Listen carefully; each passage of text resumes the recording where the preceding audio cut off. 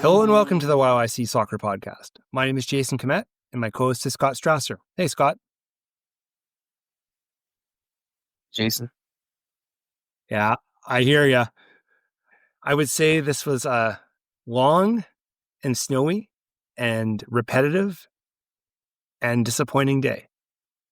Yeah, that is the only way to describe it. We're going to get into it very shortly, but basically, we're recording on Sunday night after Cavalry FC lost in the 2025 CPL Championship game to Atletico Ottawa in extra time. And just a few hours before that, I guess it would have been 4 hours before that, considering how long it took, Mount Royal University lost in the U Sports final to York United.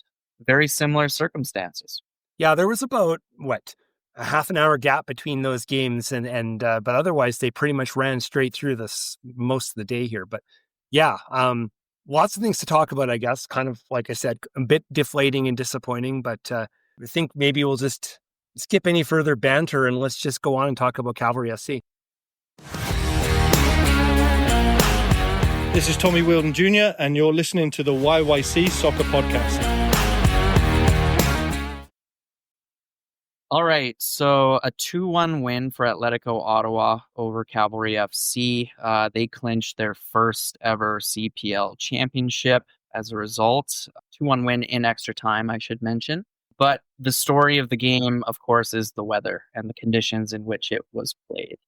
Yeah, I did listen in on the post-match press conference with Tommy Wheeldon Jr. and he said that wasn't a game. He said it was a fight. And then he said that if this wasn't a final, that game never would have happened. And, he's probably right. Yeah, so basically, in case you didn't watch this game or see any of the posts or anything, it was played in a blizzard. Snow started falling in Ottawa around noon, and I think kickoff was 5 p.m. So by the time the game actually started, there was already 6 inches of snow on the ground or something, and they didn't appear to have the best snow clearing equipment at TD Place. So the game itself was a gong show, I guess. I mean, it looked like the kind of soccer we would play at recess in elementary school and junior high. I mean, players were slipping, players were crashing into each other. There was no real flow to the game. It was a crappy game, right? And yeah, Tommy is right. It wasn't a game at all. It was kind of a slop fest. I don't know. It was disappointing because I know we take a lot of pride in being Canadian and doing things when it's cold, and we live in snow for so much of the year, but it just felt like it undermined the entire season. The first half wasn't great, but you know what? I was still with it on that point. I knew this would attract attention, and it's a cool, interesting thing. And I didn't think the soccer was very good, but they still had me in the first half. But once that second half started, and we were about 5 minutes into that second half, and the ball's not even moving because you can't make a pass because the snow is so thick that the ball just stops. Like, that to me is like, that's when they lost me. They lost me about the 50th minute, and then that really ceased to be anything at that point. It's just like, I don't know what that was. Yeah, I just think it's such a disappointing way to end a season and to determine a champion, because both of these teams play great soccer, and in those kinds of conditions you can't. And the broadcasters seem to really love the fact that this game was being played in the snow, and that people around the world are paying attention to it as a result of that. And talking about how, in these conditions, it's about who wants it more.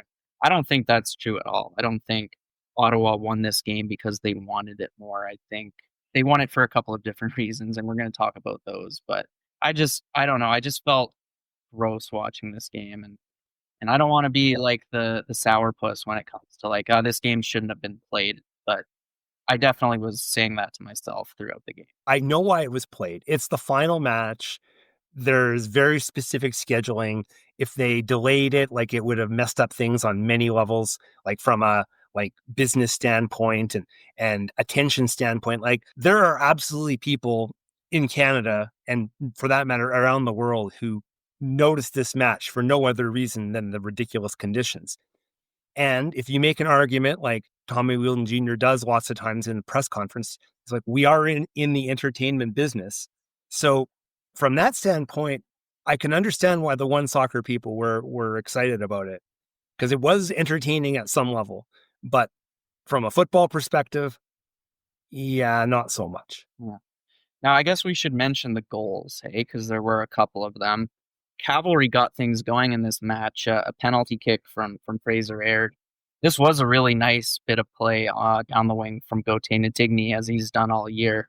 And it definitely was a foul, in my opinion. He got brought down, and Fraser Aird dispatched the penalty quite well.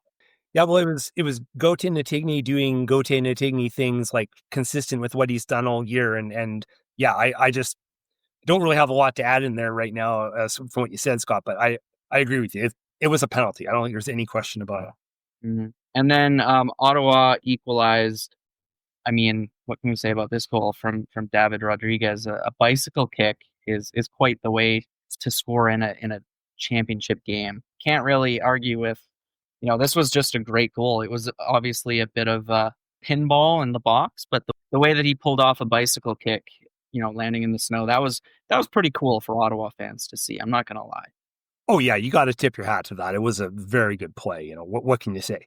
And then in the second half, things got even sloppier. It was windy. The snow was blowing sideways. The snow was 5 inches. It seemed like it was just completely ridiculous. And then after the game ended 1-1, they did have a long delay to try and clear the snow. I think it was like an hour pretty much. And extra time, Jason, was a little bit better. I mean, you could actually, the ball was rolling on most of the pitch, and it was actually soccer that was being played at that point. And then, Ottawa won it off what I really have to say was a goalkeeping error, right? Like Marco Carducci hesitated, second guess whether or not to come off of his line to chase a ball that was being chased by David Rodriguez, and seeing Marco come off his line late, he dinked it over him quite well.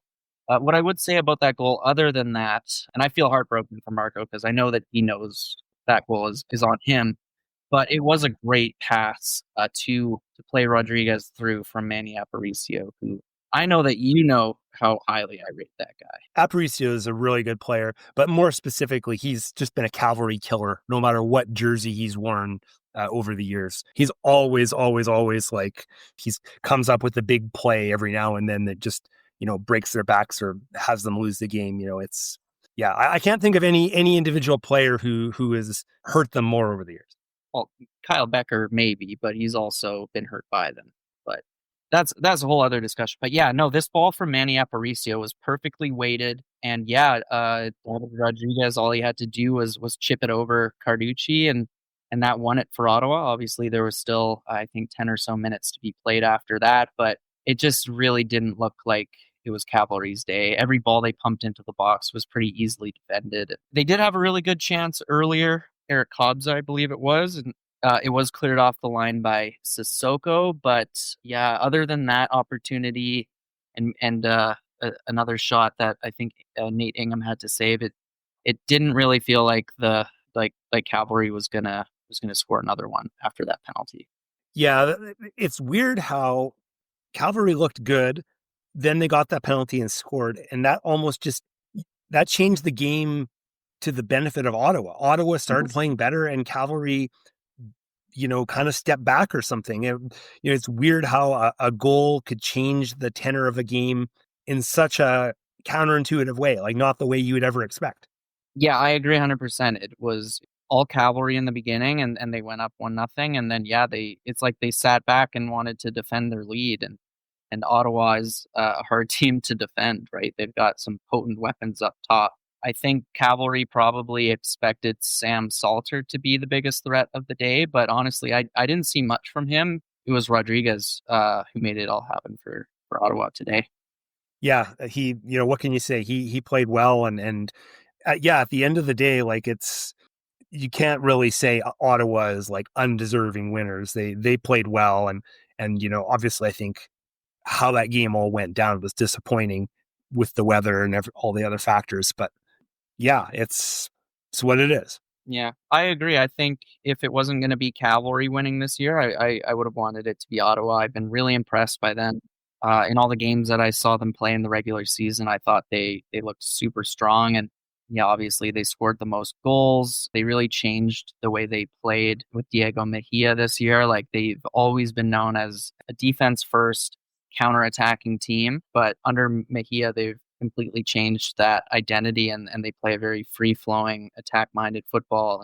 And yeah, I mean, I definitely wanted Cavalry to win today, but there's players on Ottawa who I'm really happy to see lift their first CPL trophy, right? Like guys like Nate Ingham, who's been in the league since day one, and this is his a great day for him, a great accomplishment. Nate Ingham, former Calgary Foothills player. He has connections to the whole Tommy era and stuff. In the post-match press conference, Sergio Camargo made a comment about how happy he was that they didn't win or whatever, that Nate Ingham got to win. That was neat to see because, yeah, he was on the team in 2018 when they won the PDL championship, but he probably didn't get to play at all backing up for Marco Carducci that season. So, yeah, I think he probably still has good relationships with some of the guys in Calgary or on Cavalry, like Sergio and Marco. So, yeah, happy for Nate, happy for Manny Aparicio and Balu Tabla and a few other players on Ottawa who I quite like watching play. So not shattered by this, Jason. I think it was unexpected for Cavalry to make this final after the season they had, in my opinion. But they picked up their play when it mattered in the playoffs, and they gave themselves another shot for a trophy. And it's too bad they don't get to lift it. They don't get to play in the CONCACAF Champions Cup next year. But it was a pretty decent way to finish the season overall with a couple of big playoff wins before this disappointing loss. When there's a little bit of distance, from this season, I think it won't really be disappointment. It's like, it was still overall a pretty good season. There's a lot of good things to take away from it. Maybe it didn't match up with a couple of the previous seasons, but I always try to remind myself, that like how spoiled we've been, how good there's been a consistently top team to watch over every year of this league's existence. That's pretty good. So anyway, I'm sound like I'm an apologist or whatever, but it's like, I think when we look back on this year, it have the glow of a year with the trophy in it, but I don't think it's going to be looked back as like a real horrible year either. That's it for the season for Cavalry. We're still going to be doing some more episodes, and I'm sure that we're going to have time to talk about looking back at the season in general, talking about player moves, talking about the CPL draft. There's still a few more things to talk about before we hit Christmas, so we'll be jumping into that in starting probably in our next episode at the end of the week. Yeah, which will be a milestone one for us, Jason. That'll be episode number 150. So pretty excited for that. Hey, this is Judd Strauss, and you're listening to the YYC Soccer Podcast. So as you mentioned, Scott, earlier, just before this match, the Mount Royal Cougars men's team, they faced off against the York Lions at Varsity Stadium in Toronto and in the gold medal match. And last time we talked about Mount Royal was when we recorded on Thursday evening, and they had won their first match against Cape Breton, but then they were able to defeat UQTR on Friday and make it to the final. And then I think this is the first time a Calgary-based team has been in the national final. Is that right? I believe so, because MRU has been in the nationals 3 years straight, but they had never made the medal rounds for this. And the only other time a Calgary team won Canada West was in 1980 when the Dinos did it. So I'm not sure if the Dinos finished second in Canada West and made it to nationals and made it to the medal rounds before, but I don't think so. So yeah, this was pretty unprecedented for a Calgary team. It's an awesome story that MRU got this far, considering how different their team was and how much they had to rebuild after last season. But similar to the Cavalry game today, I mean, this was played in abysmal conditions, 3 or 4 inches of snow on the ground. Could barely see the MRU players in their white jerseys. I was so disappointed for them that, for the guys who this is their last time wearing an MRU shirt, this is the game that decides it. And the way that the game ended with a controversial handball called by the ref in the 116th minute, so deep in extra time, and York scoring that penalty just left such a bad taste in my mouth. I was so annoyed after this game. I'm getting the general impression that a lot of people thought that penalty was weak. I don't know. I don't think we really have any good camera angles to really truly back it up. But it seemed to me, and I even posted this on social media, that I thought the ref wasn't going to make any controversial calls. I thought he kind of put his whistle in his pocket there, in maybe the last 15 minutes of regular time. Just seemed like he did not want to be the person responsible for making a game-altering decision, because there were some fouls that should have been called. There were a couple times I think there should have been cards issued that weren't. And I don't even know, there was a play, I think it was right at the end of regular time or the beginning of extra time. And I think you could have made an argument that MRU could have deserved a penalty on that. He wasn't calling any of that stuff. And I thought, this is how it's all going to go. And then with how many ever minutes left, he right away called it handball. And after being pretty even for the whole game, that's what you're left with. But they also, it was the second time that York got a penalty in this match. Now, of course, penalty chances don't have to be even, but I don't know. I thought there were a few plays where you could have made an argument. They weren't that different from resulted in a penalty that didn't get called. I don't have anything good to say about the refereeing in this game. From what I saw the second half and then extra time. I guess this was probably not an easy game to referee by any means, but I just found myself disagreeing with so many of the calls the ref made. No idea who the guy is, of course, but yeah, that to call a penalty on a handball in the box on a blocked shot in the 116th minute. I mean, maybe he had a great view of it and was absolutely sure of his decision, but based on the one replay they did show, it really looked tight. And when it's tight like that, to make that big of a call in the national championship, it's pretty crazy. And it's one of those things where you're like, hypothetically, if you see that, what do you do as a ref? But he called it immediately. So yeah, maybe he knows something that everybody watching didn't, but what a brutal outcome for MRU. Yeah, and that game was really quite a slog. Like, there were some kind of sort of chances at some point, but recent podcast guest Sharky Strauss, he played a great game, I thought. He saved a penalty, and he did make a couple saves when they needed to be made.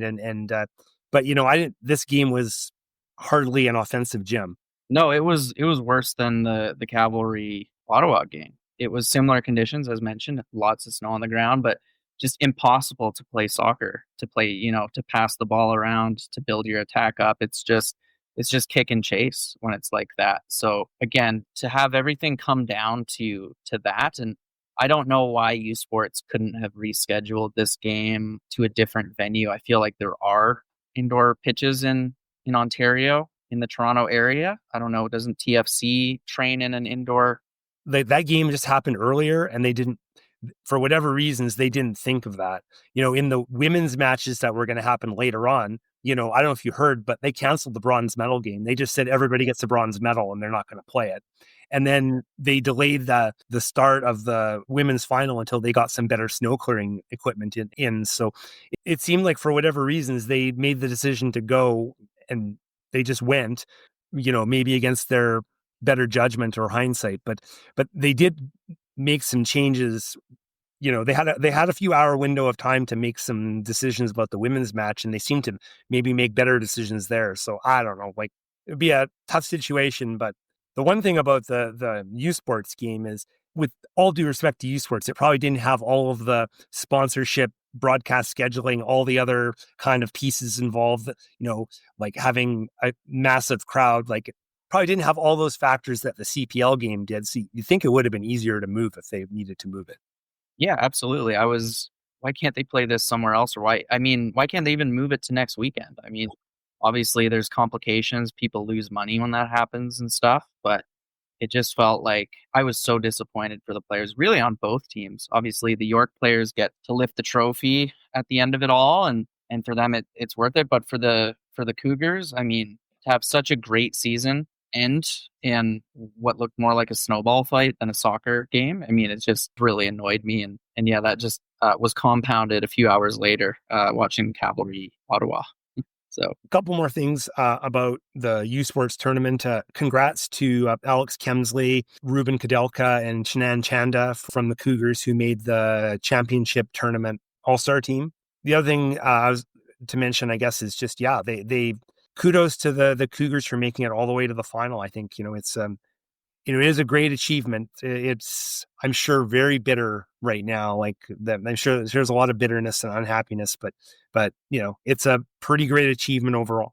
Yeah, what a year for them. Hey, I mean, as we mentioned, they graduated their captain, Caden Rogozinski, last year, as well as guys like Miguel De Rocha and Ethan Keane. And we saw a lot of players get recruited from abroad. And we were kind of like, what will MRU look like this year? But they had a fantastic regular season. They carried that into the Canada West playoffs. They had that dramatic penalty shootout victory over Victoria with Sharkey scoring the winning penalty, and then dramatic win in the Canada West final over UBC with Chen and Chanda scoring in the 90th minute, and then carrying that into nationals and winning late again through Chanda in the first game, and then him scoring a brace in the semifinal. I mean, yeah, it's a Cinderella run, and it came to an unfortunate end, but it's definitely one of my favorite stories that we've covered this year. I guess it's about time to wrap it up. It's going to be our final weekend recap episode of this year. I think the concept of doing these, I think it worked out pretty well overall, don't you think? Yeah, I agree, because obviously before we would recap games that happen on the weekend on Thursday, which obviously it's 4 days later, 4 or 5 days later in many cases. So this kind of worked, but yeah, for the foreseeable future, there's not going to be any Canadian soccer on the weekends that we're going to be covering. We'll do a couple more Thursday episodes. We'll do some season recaps and things like that. There's still NCAA soccer we can talk about with Calgary connections to those American teams. Yeah, ready to put a bow on the Sunday episodes for a while. That's right. We're still going to have things to talk about, CPL draft, some other things. And when you mentioned NCAA, guess what, Scott? University of Maine won their conference championship earlier today. So they're going to the tournament. To sort of jog everyone's memory about the University of Maine, I believe, what did they have? 5 players from Calgary. I think last year they had 7, but the Schneider sisters graduated. But Olivia and Rebecca Grisdale are playing all the time, and Tori Dungy's playing all the time there too. And yeah, we got things to talk about for a little bit longer. Thank you for listening to the YYC Soccer Podcast. You can have this podcast downloaded to your device as soon as it becomes available by subscribing on Apple Podcasts, Spotify, or other platforms. Check out our website at yycsoccer.com, where you can look through our episode archive and find other options to listen, including our YouTube channel. We also have links there to buy Scott's book. It's all about the history of pro soccer in Calgary. It's called Here Come the Cavalry. You can leave a question or comment in the Contact Us section of our website. You can also interact with us on social media, such as Twitter, Instagram, or Blue Sky, where our username is YYC Soccer 403. Thanks for listening.